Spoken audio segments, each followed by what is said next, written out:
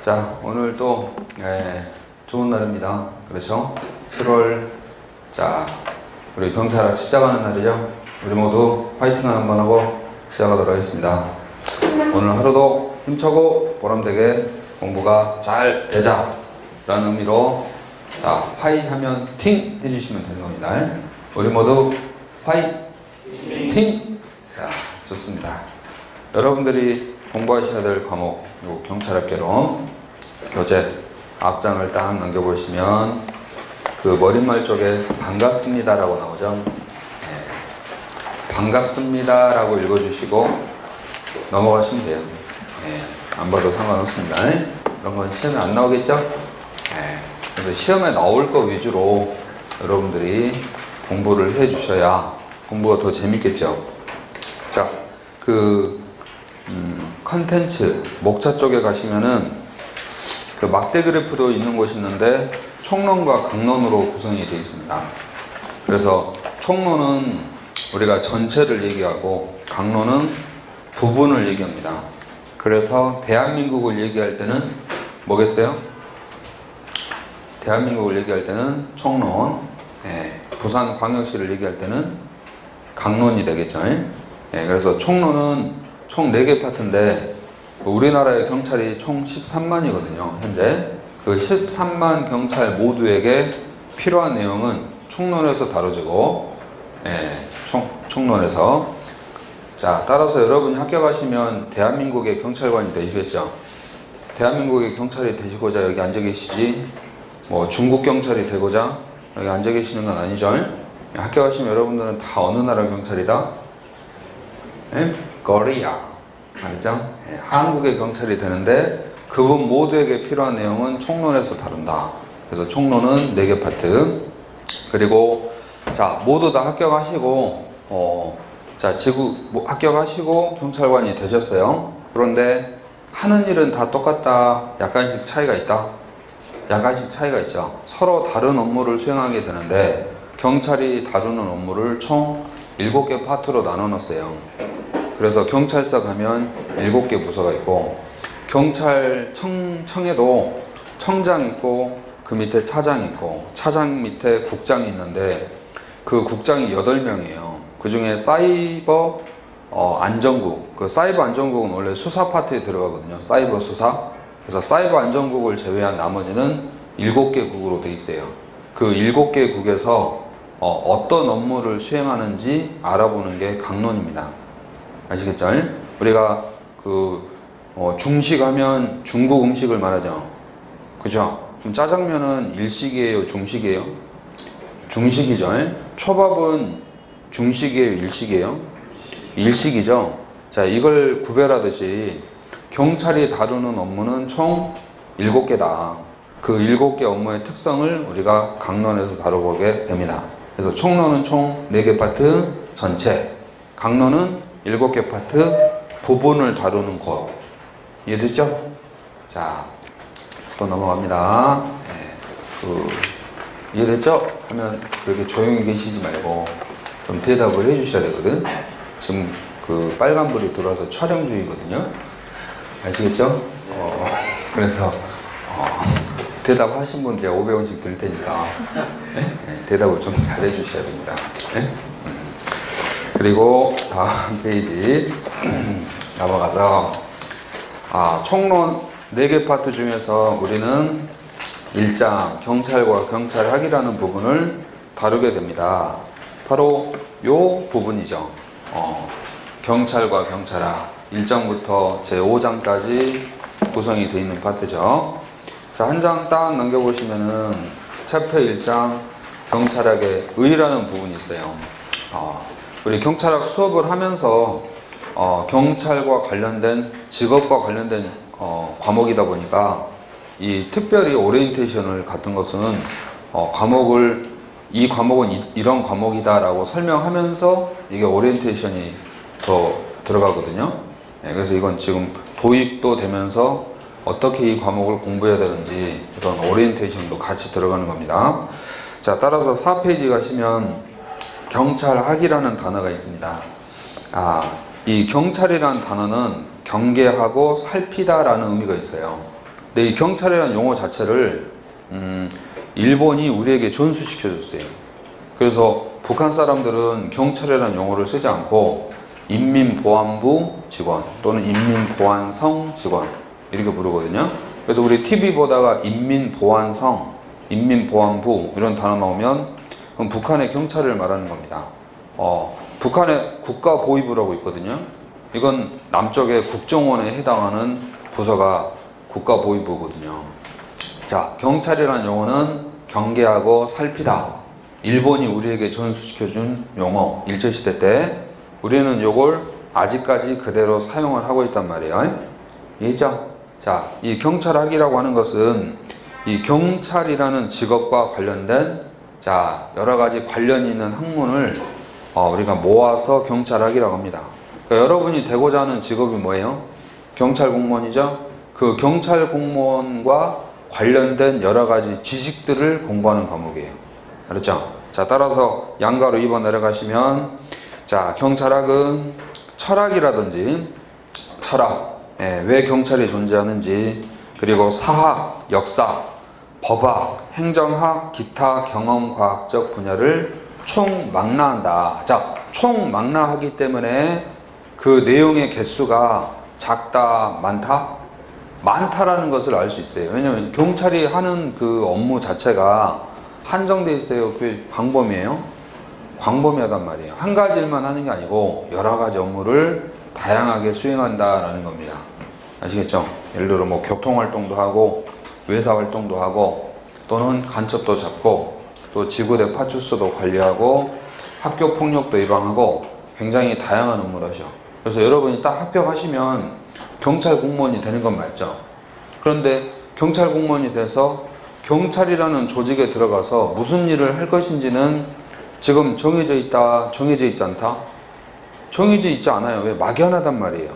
내가 도대체 경찰이 되긴 할 건데 돼서 도대체 내가 총을 쏠 건지 방패를 들 건지 그죠? 순찰차를 탈 것인지 아니면 뭡니까? 물차를 살수차를 탈 것인지 뭘 타고 다닐지 정해져 있는 게 아니에요. 그만큼 다루는 업무 영역이 많다는 거죠. 이 직업의 특성이. 그래서 그런 특성들을 우리가 알아가는 과목이 요 경찰학 개론입니다. 근데 그 특성을 알아서만 안 돼요. 조금 더 들어가야 될 부분이 있습니다. 자, 그럼 4번으로 자, 양가로 3번 가시면 경찰학이라는 학문의 출발은 17, 18세기. 자, 17, 18세기면 지금으로부터 몇 년 전이에요? 약 5, 600년 전이죠. 그 5, 600년 전에 절대 군주의 통치학인 관방학에서 유리한 과목이 경찰학인데 1756년 18세기 약 500년 전에 유스티라는 학자가 경찰학의 원리라는 책을 써요. 그 책을 통해서 경찰이란 단어가 처음으로 제시됐다 라고 해서 그 유스티를 경찰학의 father, 아버지라고 부른단 말이죠. 그죠? 우리 그 아이폰 만드신 분이 누굽니까? 그 유명한 잡스 아닙니까? 그죠? 그런 것처럼 경찰이란 단어를 만든 사람이 누구다? 유스티라는 거죠. 유스티. 알았죠? 18세기 유스티라는 학자가 경찰학이란 단어를 만들었다. 그럼 4번에 500년 전에 그 당시의 경찰하고 오늘날의 경찰하고는 같다, 다르다? 자, 500년 전의 경찰과 지금의 경찰은 같다, 다르다? 다르다. 오케이? 자, 따라서 마지막 줄 현저한 차이가 있다. 그럼 현저한 차이가 있다를 시험에서는 뭘로 바꾸겠어요? 현저한 차이가 없다. 이렇게 바뀌면 틀린 질문 되겠죠? 그래서 500년 전하고 지금하고 어떠한 점이 현저한 차이가 있는지를 알아보는 게 오른쪽 챕터 2장이에요. 자, 오른쪽 챕터 2장 경찰 개념 보이시죠? 5페이지. 이해되죠? 500년 전과 지금과의 경찰과는 차이가 있다. 조선시대 경찰과 지금의 경찰은 같다, 차이 있다? 차이 있다. 어떤 차이가 있는지 이걸 우리가 말과 글로 표현을 할 수가 있어야 되겠어요. 이해되죠? 자, 그럼 오른쪽으로 갑니다. 제1절 경찰 개념의 형성과 역사적 변천 과정. 자, 오른쪽 2장으로 가세요. 2장. 자, 첫 번째 줄 경찰이란 무엇인가 라고 돼 있어. 요걸 우리는 자, 경찰이란 무엇인가 궁금하죠? 안 궁금해요?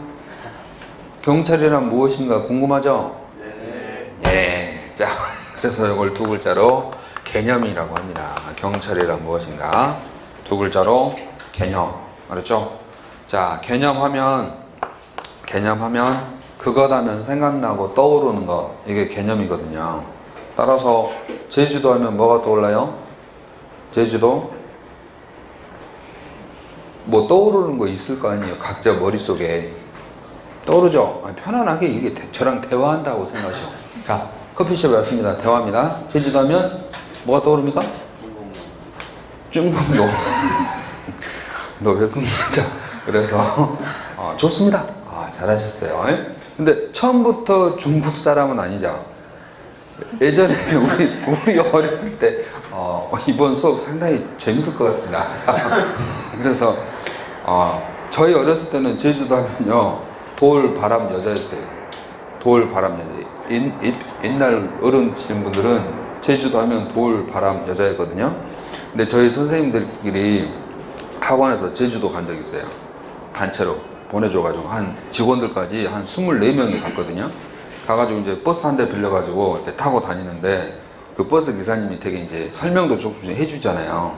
근데 돌, 바람, 여자였는데 지금은 제주도에 여자분들이 없대요. 이게 부모님들이 그 딸을 낳으면 다 육지로 보내려고 한대요. 성향이. 그래서 제주도에는 남자가 더 많대. 그래서 하시는 말이 지금은 돌, 바람, 남자다. 그 다음에 중국인이래. 예, 그렇게 말씀을 하시더라고. 따라서 제주도 하면 떠오르는 거, 지금 뭐 귤 떠오르신 분도 있고 바다가 떠오르신 분도 있고 한라산이 떠오르시는 분도 있죠. 요걸 일종의 개념이라고 하는데 이런 개념은 고정돼 있다, 변한다? 변한다는 거죠. 서울 하면 뭐가 떠오릅니까? 서울 하면 뭐 한강도 떠오르고 남산도 떠오르잖아요. 부산 하면 뭐 해운대, 광안리 이런 게 떠오르듯이. 자, 그러면 자, 조선시대 경찰하면 떠오르는 거 뭐가 떠오를까요? 조선시대 하면 경찰, 응? 포졸, 저놈 잡아라. 알았죠? 저놈 잡아라 하는 거. 자, 군사정권 박정희 대통령 시절의 경찰하면 자, 부드러운 이미지, 자, 무서운 이미지? 무서운 이미지. 그래서 진짜 저희 어렸을 때는요, 할머니들이 말 안 듣고 울고 하면은 경찰서 데려간다 그랬거든. 그럼 애들이 울음을 뚝 그쳤어요. 쉬라! 쉬라! 근데 요즘 오늘날 경찰하면 무서운 이미지예요? 봉사하는 이미지예요? 봉사와 서비스하는 이미지야. 그래서 요즘은 아이들이 울 때 경찰서 데려간다면 애들이 가! 데려가! 이렇게 하죠. 겁이 없어졌어요. 따라서 이런 경찰의 개념은 고정돼 있다, 변한다? 변한다. 그래서 이 개념이라고 하는 거 있죠? 경찰 개념은 첫 번째 줄에 시대와 자, 역사, 시대와 역사에 따라 역사에 따라 다르다라는 겁니다. 자, 경찰의 개념은 시대와 역사에 따라 달라지니까 이걸 유동적이다 라고 얘기합니다. 유동적이다. 자, 유동적이다. 그리고 두 번째 줄, 자, 한마디로 국가마다 또 이미지가 다르기 때문에, 그죠? 중국 경찰의 이미지, 자, 그렇죠? 우리나라 이미지, 또 북한 경찰의 이미지 다르겠죠? 일률적으로 정의 내리기가 쉽지 않다. 자, 그래서 팁스 경찰 개념은 다의적 개념이다. 자, 다의적 개념.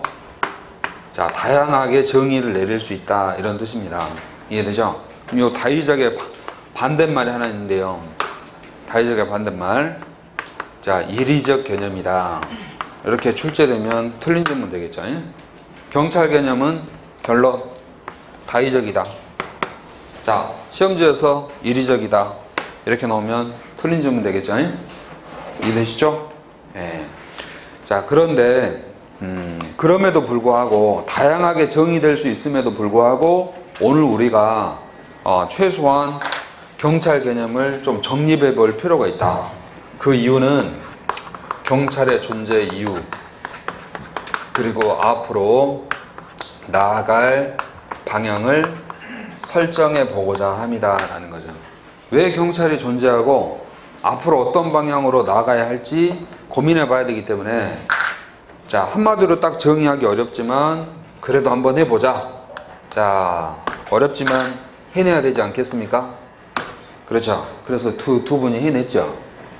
아침에 기사 보니까 송중기가 막 검색어 1위로 올라오던데, 송혜교하고 10월에 결혼한다고 뜨던데요. 기사 보셨어요? 아직 안 보셨나 보구나. 자, 해냈습니다. 자, 따라서 자, 경찰 개념은 한마디로 정의하기 어렵지만 그래도 우리는 해본다. 그래서 대륙법계 경찰 개념, 영미법계, 자, 경찰 개념, 이 두 가지를 정립할 필요가 있다라는 거죠. 이 대륙법계는 독일과 프랑스를 말하고, 영미는 영국과 미국을 말한다 라는 거죠. 이해했죠? 네. 자, 따라서 이 대륙법계, 독일과 프랑스에는요, 그 아름다운 고성이 많이 있습니다. 이해했죠? 그 아름다운 고성에 누가 사냐면 공주가 살아요. 그 공주 이름이 엘사야. 엘사. 그 엘사 동생 이름 아세요? 엘사 동생 이름. 응? 그 겨울왕국의 엘사 동생 이름. 네? 안 나죠, 안 나. 생각이 안 나. 오케이? 네. 그래서 안 나? 나랑 같이 놀래? 뭐 이렇게 하잖아. 오케이? 자, 경찰학 같이 할래? 자, 그러면 그 엘사와 내가 왜 이러지? 자, 엘사와 그 안나의 그 아버지가 살아요. 아버지를 우리는 왕, 군주라고 불러요. 그 왕인 군주가, 자, 나라를 통치하기 위해서 곁에 뒀던 사람이 경찰이다. 이게 대륙법계 이미지예요. 자, 왕이 국가를 통치하기 위해서 곁에 두었던 사람이 누구다? 경찰. 그럼 왕이 직접 세금을 거들어 갑니까? 경찰을 시킵니까? 경찰을 시켜서 가서 명령 강제해서 세금을 징수해서 그 세금으로 국가를 운영했단 말이죠. 이해되죠? 그럼 대륙법계에서의 경찰은 왕이 국가를 통치하기 위해서 옆에 뒀으니까 국민들에게 봉사했다, 국민들에게 명령 강제했다? 국민에게 명령 강제하는 작용을 경찰로 보는 이미지. 자, 이런 이미지는 오늘날의 이미지다, 과거의 이미지다. 과거 이미지니까 이 대륙법계를 우리는 동의어로 전통적 개념 이렇게 표현을 해요. 알겠죠? 대륙법계는 동의어로 전통적 개념이다 라고 얘기하는 거예요. 전통적 개념, 과거 이미지다 라는 거죠. 과거 이미지. 자, 영미법계. 이 영국은 섬나라죠. 독일, 프랑스 쪽은 이렇게 대륙으로 연결돼 있잖아요. 근데 영국은 섬나라란 말이에요. 제주도 같은 섬나라. 이해했죠? 그러면 뭐 섬나라에서 사는 사람들은요, 왕이 나의 안전을 지켜주러 올 때까지 기다리기가 힘들어요. 왜? 왕이 바다 건너에 있으니까. 이해되죠? 그래서 이 섬에 계신 분들은 나의 안전은 내 스스로 지킨다는 의식이 오래전부터 싹터 있어요. 이해되죠? 나의 안전은 누가 지킨다고요? 내가 지킨다. 이런 개념들이 미국으로 또 옮겨지거든. 그래서 우리가 이걸 영미라고 불러요. 이해했죠?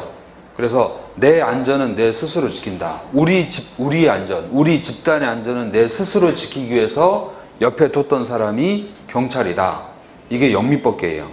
그럼 시민들이 나의 안전을 지키기 위해서 곁에 뒀던 사람이 경찰이니까 이 경찰은 시민에게 명령 강제한다, 봉사와 서비스한다. 봉사와 서비스에 나의 가족과 나의 이웃과 나의 시민들이 밤새 편안하게 주무실 수 있도록 잠 안 자고 우리 주변을 지켜주고 순찰 도는 사람이 경찰이다. 이게 영미의 이미지예요. 이런 이미지는 과거의 이미지와 같다, 오늘날의 이미지와 비슷하다? 오늘날의 이미지와 비슷하니까 이 영미법계를 동의어로 뭐라 하겠어요? 네? 전통적인 반대니까 현대적. 네. 여러분들은 천재야. 자, 저는 오늘 천재랑 수업을 합니다. 기쁩니다. 자, 그래서 영미법계는 전통적 개념이 아니고 현대적 개념이다 라고 얘기를 한다는 거죠. 자, 그러므로 양가로 2번 들어갑니다. 경찰 개념은 전통적인 대륙법계와 현대적인 영미법계로 구분할 수 있다. 그리고 3번 대륙법계에서의 경찰 개념이 경찰권이라는 통치권적 개념을 전제로, 자, 이 대륙법계에서의 경찰의 존재 이유는 바로 국가안전입니다. 국가안전, 통치권적 개념이다. 왕이 국가를 통치하는 왕이 국가를 통치하기 위해서 곁에 뒀던 사람이다. 알죠? 통치를 위해서 필요한 게 누구다? 경찰이다. 이게 대륙법계 이미지예요. 그래서 자, 대륙법계 이미지, 권력적 작용. 자, 국민에게 명령과 강제하는 작용을 경찰로 본다. 이게 대륙법계입니다. 자, 영미법계는 국민의 안전, 자, 또는 시민의 안전이라고 합니다. 보통 국민과 시민을 구별하는 학문도 있거든요. 근데 우리 경찰학에서는 그걸 물어보는 과목은 아니에요. 알았죠? 그래서 뭐 국민, 시민을 구분해서까지 공부할 필요는 없습니다. 알았죠? 국민도 맞고 시민도 맞아요. 그걸 구분하는 학은 뭡니까? 별도로 생각하시고, 일단 경찰학에서는 국민도 맞고 시민도 맞다. 알았죠? 자, 따라서 영미법계는, 자, 국민의 안전을 지키기 위해서, 자, 필요로 한 사람이 경찰이고, 이는 통치권이 아니라 자치권적 개념이다. 이렇게 얘기를 합니다. 알았죠? 그래서 국민을 위한 봉사와 서비스, 비권력적 작용. 자, 국민을 위한 기능과 역할, 어떤 기능과 어떤 역할을 해야 될 것인지를 중심으로 논하는 게 영미라는 거죠. 이해되죠? 좀 이미지가 달라지죠? 자, 대륙에서의 경찰의 존재 이유는 누구의 안전을 위해서? 바로 국가. 자, 이 국가의 주인이 누구예요? 왕이라는 거죠. 왕을 위해서. 자, 영미에서의 경찰의 존재 이유는, 자, 누구의 안전이다? 국민, 시민의 안전이라는 거죠. 이해되죠? 국가의 주인이 누구란 말이에요? 예? 국민이란 뜻이에요. 국가의 주인이 국민. 이해되죠? 그래서 국민을 위해서 일하는 사람이 경찰이다. 그럼 과거의 경찰은 누구를 위해서 일했던 사람이에요? 왕을 위해서. 지금의 경찰은 누구를 위해서 존재하는 거예요? 시민을 위하는 마음이 강해야 된다는 거죠. 그래서 그 계기가 되는 게 18세기 프랑스 시민혁명입니다. 프랑스 시민혁명 이전에는 절대 군주의 통치를 위해서 존재했던 게 경찰이라면, 18세기 시민혁명 이후에는요, 뭡니까? 시민을 위한 존재로서 그 역할과 이미지가 바뀌어요. 무슨 뜻인지 이해되죠? 자, 이런 영미의 이미지가 없었겠어요? 존재했겠어요? 존재했지만 미약했죠. 미약했는데 그 모습이 언제 드러나기 시작했다? 18세기 이후에 그 모습이 드디어 더 강해지고 드러나기 시작했다. 이런 뜻입니다. 그 전까지는 대륙법계의 이미지가 더 강했고. 이해되죠? 네. 자, 따라서 대륙법계는 통치권적 개념으로 발동 범위와 성질 중심. 자, 영미는 자치권을 위임받은 조직체, 시민을 위해서 어떤 기능과 역할을 할 것인가로 형성되어 있는데요. 이 양가로 3번 지문이 이 양쪽 두 페이지 중에 가장 중요합니다. 그래서 여러분 스스로 뭐 별표하셔도 되고 중요 표시를 하셔도 됩니다. 대륙과 영미의 경찰 개념. 자, 그런 이제 2절 대륙법계 국가의 경찰 개념으로 내려가 볼 건데요. 이 대륙법계는 이 명령 강제라는 권력적 수단이 있죠.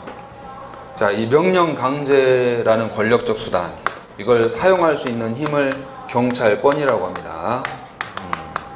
경찰권. 여러분 그 편의점에 가서 물건 사려면 뭐가 있어야 돼요? 지폐가 있어야 되죠. 화폐가 있어야 되죠. 화폐는 물건을 살 수 있는 권리잖아요. 그죠? 경찰이 국민에게 명령 강제라는 수단을 사용할 수 있는 힘을 세 글자로 뭐라고 한다? 경찰권이라고 불러요. 근데 이 경찰권은 누가 줬겠어요? 여러분 지갑에 있는 자, 돈은 여러분이 스스로 일해서 번 돈일 수도 있지만 부모님이 준 돈도 있죠. 따라서 대륙법계에서의 경찰은 국민에게 명령 강제할 수 있는데 이런 국가 권력과 힘을 누가 줬다? 왕이. 이해되죠? 그런데 오늘날 경찰도 국민에게 명령 강제는 할 수 있어. 근데 그 힘을 왕이 줬어요? 시민이 줬어요? 시민이 주었다는 거죠. 국가 권력의 주인이 과거에는 왕이었다면 이제는 시민으로 바뀌었다는 겁니다. 이해되시죠? 그럼 이 명령 강제라는 경찰권이 있죠. 요걸 발동할 수 있는 범위가 있어요. 발동 범위. 자, 발동 범위라고 하는 것은 작용을 할 수 있는 대상, 이런 뜻이에요. 이 경찰권을 사용할 수 있는 대상을 말합니다. 자, 이해되죠? 경찰 작용의 대상을 발동 범위라고 불러요. 여러분들이 어렸을 때는 동네만 뛰어놀잖아요. 그런데 이제 나이가 먹고, 자, 키가 커지고 등치가 커지면 동네만 놀아요? 다른 동네도 가봐요? 다른 동네도 가보게 되는 거죠. 자, 내가 가지고 있는 경찰권을 통해서 경찰 작용을 할 수 있는 범위, 이 범위는 자, 변했다. 이해했죠? 그 변하는 그 과정을 우리가 다뤄보겠습니다. 바로 2절이죠. 대륙법계 국가에서의 경찰 개념. 자, 내려가면 대륙법계는 바로 전통적 개념이고 행정법학자들에 의해 고수되어 온 개념이다. 자, 행정법학자들에 의해 고수되어 온 개념인데, 행정은 국가 경영을 말합니다. 자, 국가를 경영하기 위해서 법이 필요한데요. 그 법은 누가 만들었겠어요? 왕이 만든 법을 집행하는 사람이 경찰. 근데 오늘날의 법은 왕이 만들어요? 시민이 만들어요? 시민이 만들죠. 그래서 지금은 시민이 만든 법을 집행하는 사람이 경찰이에요. 여러분 학교 가시면 여러분들은 무엇을 집행하는 역할을 하세요? 법을 집행하셔. 법 집행의 작용은 행정이라 하거든요. 그런데 과거의 법은 누가 만들었고? 왕이. 지금의 법은 누가 만들었고? 시민이 만들었단 말이에요. 그 법 집행의 작용을 하는 사람을 경찰로 봤다. 그래서 규범적 강제작용 측면에 한정하여 본 견해인데, 여기서 규범이란 법을 말합니다. 알았죠? 규범은 법. 우리 법을 잘 따르는 사람을 모범생이라 하죠. 그러니까 규칙과 법규를 잘 지키는 것을 규범적 작용이랍니다. 2번, 경찰이란 당위성을 전제로, 당위성은 국가 통치를 위해서 꼭 두어야만 함을 전제로, 이런 뜻이에요. 당위성을 전제로, 꼭 있어야만 함을 전제로 권리와 자유를 행동을 제한하는 기능을 경찰로 본다라는 거죠. 예, 받기 매우 소란스럽습니다. 자, 계속 집중을 해주시기 바라고. 자, 명령 강제라고 했는데요. 명령이라는 것은 뭐뭐 해라, 이런 뜻이에요. 이해죠? 뭐뭐 해라. 자, 강제는 뭐뭐 해라고 했는데 하지 아니할 때 물리적인 힘을 가하는 것. 이해되죠? 예를 들어 세수를 안 해. 그럼 억지로 세수를 시키는 것을 강제라고 불러요. 이해되죠? 자, 그래서 대륙법계에서의 경찰 개념은 명령 강제와 같은 작용을 하는 사람을 경찰로 본다. 이해되죠? 자, 그럼 보세요.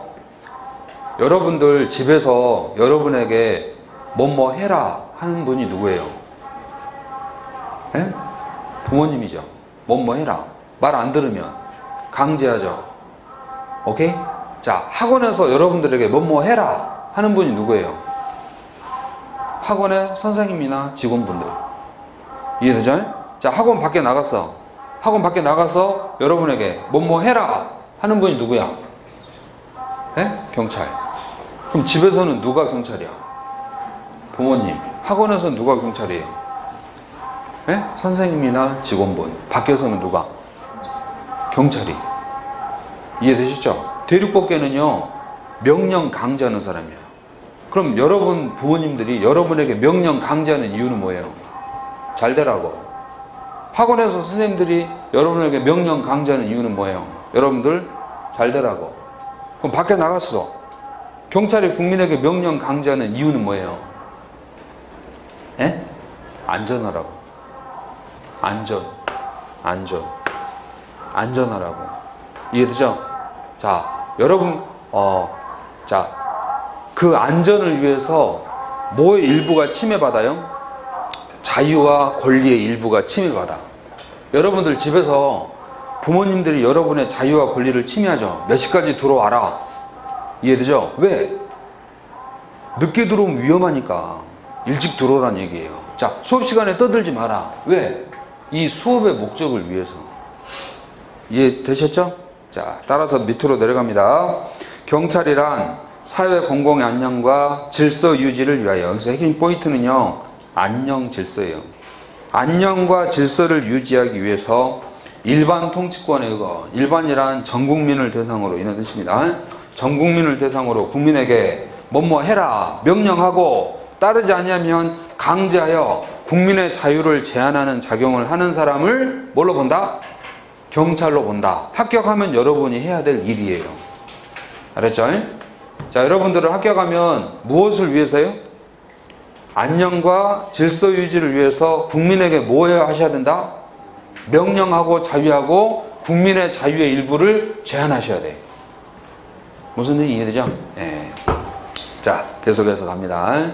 자, 3번. 그런데 사람들이 그 자유와 권리를 되게 바라잖아요. 여러분들 자유 좋아하시죠? 그런데 지금 이 순간도 사실 자유롭게 살고 싶잖아요. 근데 그 자유를 포기하고 여기 앉아 계신 이유가 뭐예요? 자, 오늘 놀고 싶은 자유를 포기하고 여기 와서 앉아 계신 이유가 뭐예요? 네? 자유보다 지금 뭐가 더 필요하니까? 합격이라는 두 글자가 더 필요하니까. 그게 더 간절하니까 자유를 일단 버린 거예요. 이해되죠? 남자분들이 제일 가기 싫어하는 곳이 어디예요? 네? 군대. 왜? 거긴 뭐가 없어요? 자유가 없어요. 여러분들 그 시험 끝나면 제일 하고 싶은 게 뭐예요? 술이요? 좋아요. 근데 제일 하고 싶은 거 이렇게 통계적으로 내보면요, 여행 가고 싶다 그래요. 여행 가고 싶단 말이 뭐예요? 그동안 자유롭지 못했던 생활을 자유롭게 해보고 싶다는 거예요. 여행 가서 당연히 먹겠지. 자, 이해했죠? 자, 밑으로 내려옵니다. 3번. 권력적, 명령적, 강제적 요소가 있는 국가 기능을 경찰로 본다. 자, 따라서 경찰과 국민과의 관계는 수직적 관계에서 설정됩니다. 여기서 수직이라는 것은요, 상하 관계를 뜻하는 거죠. 위, 아래, 위, 아래. 오케이? 경찰이 국민에게 명령, 강제하는 수직적 관계. 이해되죠? 자, 2번. 고대시로 내려갑니다. 아주 오래전이죠. 자, 여기 요 칠판에 있는 거 이제 잠깐 지워야 되니까 머릿속에 이미지를 딱 찍으세요. 대륙법계에서의 존재 이유, 국가안전, 통치권적, 명령 강제하는 권력적 작용. 이해되죠? 자, 영민은 시민의 안전, 자, 자치권적 개념, 국민을 위한 봉사와 서비스. 물론 명령 강제도 여기에 포함되어 있습니다. 근데 다양한 서비스 기능을 더 강조하고 있다는 뜻이에요. 자, 명령 강제를 사용할 수 있는 범위를 발동 범위라고 하는데, 이 발동 범위는 역사에 따라 달라졌다. 알았죠? 그 역사적 변천 과정을 지금부터 알아봐야 되는데, 이 역사적 변천 과정을 통해서 500년 전의 경찰과 지금과의 경찰이 어떤 차이가 있는지를 우리가 정립해야 돼. 근데 이게 시험에 잘 나와. 그래서 이번 첫 시간이지만 이걸 집중해서 잘 따라오셔야 됩니다. 대륙법계에서의 경찰 개념은 다음과 같다. 자, 아주 오래전 고대시대, 천년전, 중세시대, 중세시대, 자, 경찰국가 시대 있습니다. 경찰국가 시대, 법치, 국가 시대가 있는데요. 자, 2번 제목은 고대시대고 한 페이지는 딱 넘겨주시면 3번 제목은 무슨 시대입니까? 중세시대. 여기에서 양가로 3번에 16세기 자 체크해 주시고, 자 4번에 양가로 1번에 17세기 체크해 주시고, 그래서 중세시대는 16세기, 지금으로부터 500년 전 3번이죠. 경찰국가시대 1번 17세기 체크하시고, 자, 오른쪽 법치국가 시대. 자, 양가로 2번 첫 번째 줄도 있고 양가로 2번에도 있고 몇 세기? 18세기. 자, 그래서 이 시대의 흐름에 따라서 경찰권을 사용할 수 있는 범위, 경찰 작용의 대상이 달라졌다. 즉 명령 강제라는 힘 있죠. 그 힘을 사용할 수 있는 범위가 축소됐다는 겁니다. 알았죠? 예, 그 축소의 과정을 우리가 알아볼 건데요. 고대 시대 때 경찰은 모든 국가작용에 관여를 했어요. 국가가 하는 모든 일에 명령 강제라는 힘을 사용할 수 있었다는 겁니다. 세금도 징수하러 다니고, 알았죠? 정치도 관여하고, 모든 분야에 누가 다 관여했다? 경찰이 관여를 했다. 이해되죠? 왕을 대신해서. 됐죠? 모든 국가작용, 통치권적 개념이고, 통치권적 개념, 왕권을 의미했다. 왕이 가진 권한을 의미했다. 자, 오늘날, 폴리스 있죠? 경찰을 폴리스라고 하잖아요. 이 폴리스란 단어의 어원은 라틴어인, 보통 영어는 라틴어에서 많이 유래하지 않습니까? 라틴어인 폴리티아에서 유래했는데, 이 폴리티아라는 단어는 도시, 국가를 의미합니다. 도시가 곧 국가야. 부산광역시가 국가. 그 부산광역시를 통치하기 위하여 통치하는 모든 행위에 누가 관여했다? 경찰이 명령 강제할 수 있는 범위였다. 따라서 1000년 전에 여러분이 경찰이 됐으면 명령 강제할 수 있는 힘을 어디에다 사용했다는 거예요? 국가 운영의 모든 분야에 사용을 할 수 있었다는 거죠. 이해되죠? 네. 자, 그러다가, 근데 지금은 그렇지 않죠. 지금은 경찰이 대한민국의 모든 행정에 다 참여합니까? 일부만 참여합니까? 일부만 참여하고 있는 거죠. 하지만 1000년 전에는요, 대한민국이라는 이 국가를 통치하는 모든 분야에 있어서 다 간섭을 했었다는 거죠. 다 간섭을. 자, 중세시대 갑니다. 중세시대, 프랑스 14세기, 독일 15세기. 자, 프랑스도 모든 국가 작용. 이때까지는 변화가 없었어요. 자, 독일. 프랑스의 개념이 독일로 전수됩니다. 당시에는 프랑스가 강자였거든요. 지금은 유럽의 강자가 독일이 됐지만 당시에는 프랑스가 더 강했거든요. 프랑스의 경찰 개념이 독일로 전수돼 가지고 독일에서도 일체의 국가 작용을 경찰이 대신했었다는 거예요. 이해되죠? 자, 일체의 국가 작용에 명령 강제할 수 있는 활동을 수행했는데 여기서 약간 변화가 생깁니다. 바로 교회가 제외됐다. 교회 제외. 이게 포인트야. 자, 명령 강제할 수 있는 힘을 경찰권이라고 하는데 그 경찰 작용의 대상에서 뭐가 빠져나가요? 교회가 제외됩니다. 당시에 왕들이 일찍 죽었거든요. 빨리 병들고, 이해되죠? 막 전염병도 걸리고. 그럼 사람이 두려우면 누구의 힘을 의지해요? 신의 힘을 의지하죠. 그래서 왕이 신을 두려워했어요. 그래서 당시에 왕들이 왕으로서 인정받으려면 교황청에 가서 교황에게 무릎 꿇고 왕관을 받던 시절이야. 따라서 왕보다 누가 더 높아? 신이 더 높아.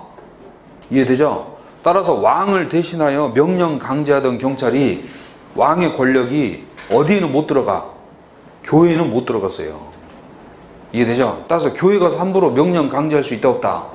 없었다. 이 뜻이에요. 이해되셨죠? 그래서 명령 강제할 수 있는 대상에서 뭐가 제외돼요? 교회가 빠져나가요. 자, 그러면 그 계기가 무엇이냐? 바로 1530년 독일의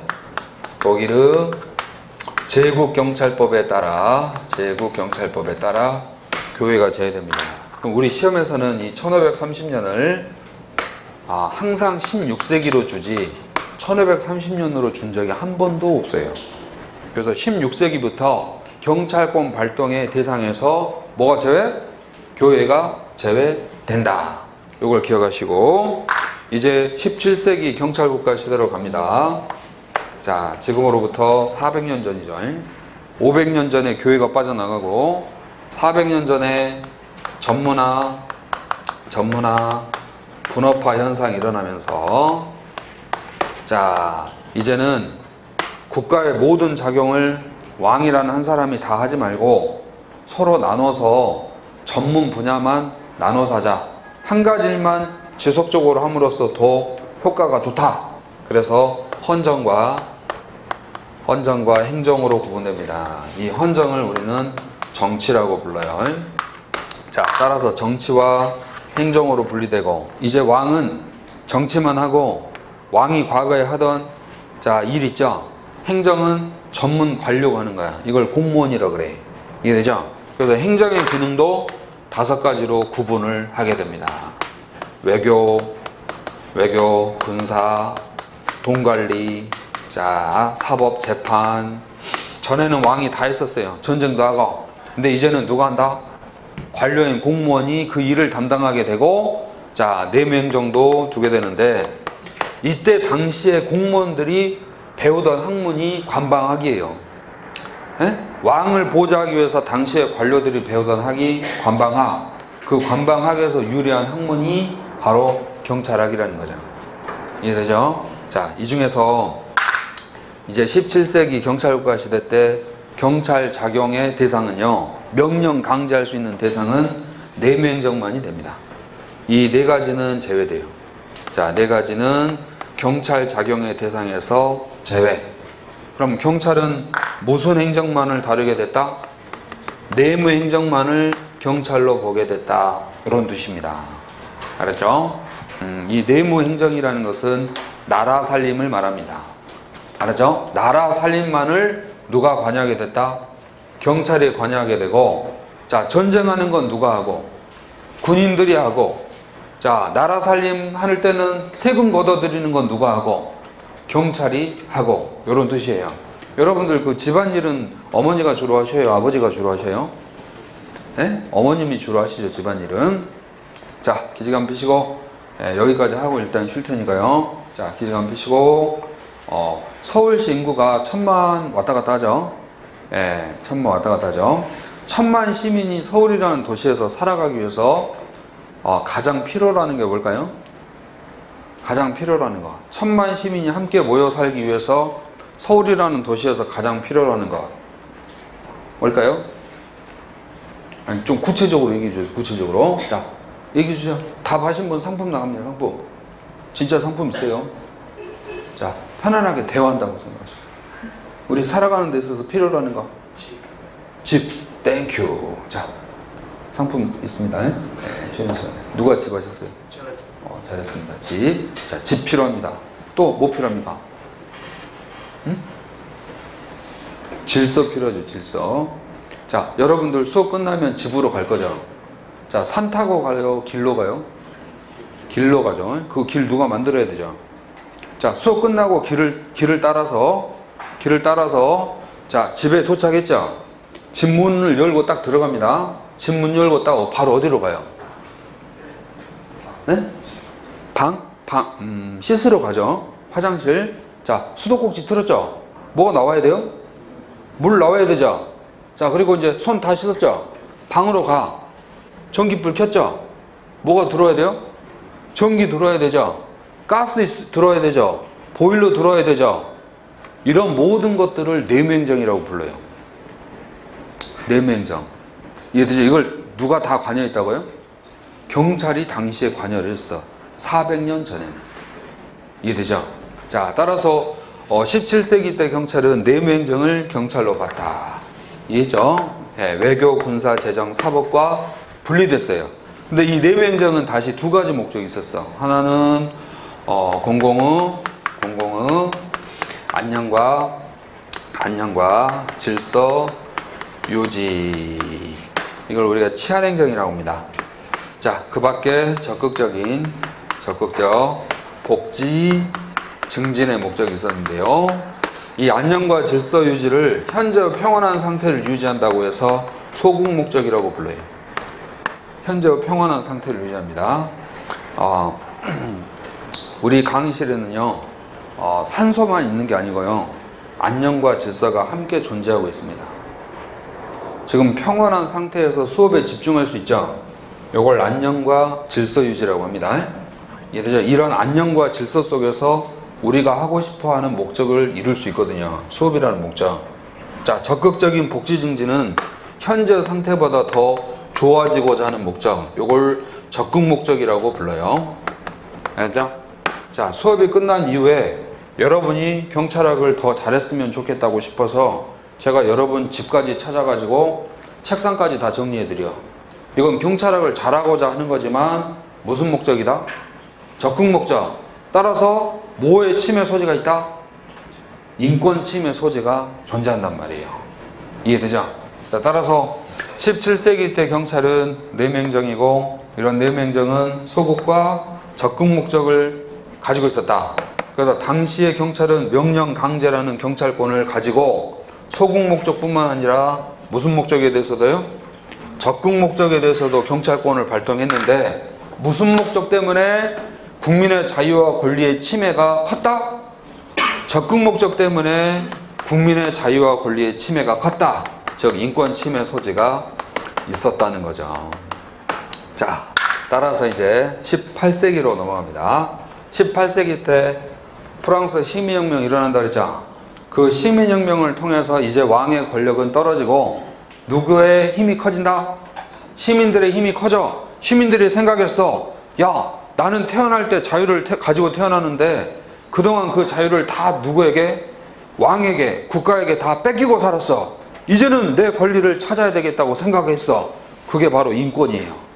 이해되죠? 그래서 이제는, 자, 경찰은 필요한 사람이지만, 나의 안전을 지키기 위해서 누구는 필요하지만, 경찰은 필요하지만 그 경찰로부터 나의 인권을 침해받아서는 안 되겠다. 그래서 경찰 아저씨, 이제는 그거 하지 말아주세요. 뭐? 적극 목적에 대해서는 명령 강제하지 말아주세요. 그건 제가 알아서 할게요. 경찰분께서는요, 이제 무엇에 대해서만 신경 써주세요? 소국 목적, 안녕과 질서 유지에 대해서만 이제 명령 강제와 같은 작용을 해주세요. 라고 18세기 때 등장해. 이걸 치안행정이라고 불러요. 치안행정, 소국 목적에 대해서만 경찰권을 발동할 수 있게 된다. 그래서 여러분들이 학교 가시면 국민에게 명령 강제할 수 있는 힘을 가지게 되고 경찰 활동을 수행하는데, 그 명령 강제의 대상은 무엇을 위해서 사용하게 된다? 이제 모든 국가작용 아니죠? 교회도 아니죠? 또 어디도 아니에요? 외교, 군사, 사법, 재정도 아니죠? 이제는 공공의 안녕과 질서 유지를 임무로 하시게 됩니다. 됐죠? 예, 안녕과 질서 유지를 임무로 하게 됐다. 18세기. 자, 따라서 교재 보도록 하겠습니다. 5페이지. 자, 2번 고대시대 경찰. 라틴어인 폴리티아에서 유래했고 도시국가에 관한 일체의 정치를 포함했다. 그 포함에 동그라미 한번 하시고, 자, 제외로 바꿔서 틀리게 출제가 되고 있죠. 그래서 고대시대 때는요, 뭐가 제외됐다 이런 문장 나오면 다 틀려요. 예. 고대시대 때는 정치까지도 다 누가 관여했다? 경찰이 관여하고 경찰권 발동의 대상이었다. 다음 페이지. 중세시대 경찰. 14세기 프랑스 변화 없이 모든 국가작용. 2번 15세기 프랑스의 개념이 독일로 개수 전승됩니다. 우리 기출에서요, 독일의 개념이 프랑스로 전달됐다, 바꿔치기해서 틀리게 출제가 됐죠. 자, 누가 누구에게 전수시켰다? 프랑스가 독일로 전수를 시킵니다. 또한 3번 16세기, 요게 이 지문이 제일 중요하죠. 1530년 16세기 독일의 제국경찰법에 따라 교회 행정의 권한을 제외한 나머지 일체의 국가 행정에 대해서 명령 강제를 할 수 있게 됩니다. 자, 자, 4번 경찰국가 시대로 내려오시면 17세기 분업화 전문화 현상이 일어남으로써 이제는 외교, 사법, 군사, 재정 분리되어 안녕과 복지를 다루는 내무행정만을 의미하게 되었다. 또한 3번 내려가시면 왕의 절대적인 통치권이 내무행정 전반에 미쳐 당시의 관료인 경찰은요 왕에게 복종하는 대신 왕이 가진 절대 권력의 근거에서 아무런 통제도 받지 않고 일방적으로 국민의 권리관계에 간섭하고 지배하는 체제가 갖추어졌기 때문에 누구와 누가 친했겠어요? 왕과 경찰이 친했단 말이에요. 당시에는 왕의 권력을 지켜주는 사람이 경찰이었기 때문에. 따라서 팁스, 경찰국가 시대 때 경찰은 절대주의적 국가 권력의 기초가 됩니다. 따라서 주의, 왕과 경찰은 서로 대립했다, 친했다? 친하게 지냈다는 거죠. 왕의 권력을 지켜주는 사람이 경찰이었어요. 자, 키박스 내려오셔가지고 점 3개 있는데 자, 두 번째와 세 번째가 제일 중요합니다. 교회 제외 중세 시대 16세기 제국경찰법의 근거. 자, 사법이 특별한 분야로서 별도로 인정받기 시작한 시기는 17세기 경찰국가 시대인데요. 그 계기가 되는 게 1648년 베스트팔렌 조약입니다. 그래서 베스트팔렌 조약 나오면 교회 제외예요? 사법 제외예요? 사법 제외인데 교회 제외하시면 안 됩니다. 그래서 그 계기가 무엇인지를 잘 기억해 주시고, 자, 오른쪽 18세기 치안행정, 질서행정이라고 하는데 독일에서 칸트의 계몽 철학이 등장해요. 이 계몽 철학의 등장은 18세기인데 가끔 문제 풀다가 17세기 계몽 철학의 등장 X 틀린 지문이 됩니다. 아시겠죠? 자, 계몽 철학은 생각하며 살아라. 과거에는 왕이 시킨 일을 무조건 했다면 이제는 자, 너 스스로 생각해서 판단해라. 이게 계몽 철학이죠. 그래서 사람들은 그동안 왕이 시킨 일만 했더니 나의 인권을 침해당했구나. 이제 내 스스로 내가 판단하고 나의 인권을 되찾아야 되겠다. 이런 주체성을 회복하게 됩니다. 따라서 2번 18세기 후반 법치국가로 발전함으로써 소국적인 질서 유지를 위한 위헌 방지에 국한되어 내무행정 중에서도 무슨 행정만? 치안행정만이 경찰권 발동의 대상이 되게 됩니다. 그래서 3번 자, 1776년 옆에다가 몇 세기예요? 1776년이면 18세기죠. 요한 퓨터라는 학자가 이런 말을 하게 됩니다. 복지는 더 이상 경찰의 임무가 아니다. 그럼 이제 경찰의 임무는 무엇이다? 안녕과 질서 유지만 경찰의 임무이다. 그래서 학교 가시면 여러분의 임무는 무엇이다? 안녕과 질서 유지를 임무로 하시게 됩니다. 몇 세기부터? 18세기 프랑스 혁명 이후부터. 그래서 굉장히 중요한 사건이 되는 거죠. 이해되죠? 자, 여기까지 하시면 되고 잠깐 쉬었다가 이제 또 좀 이어서 나가도록 하겠습니다. 자, 수고들 하셨습니다. 쉬었다 하겠습니다.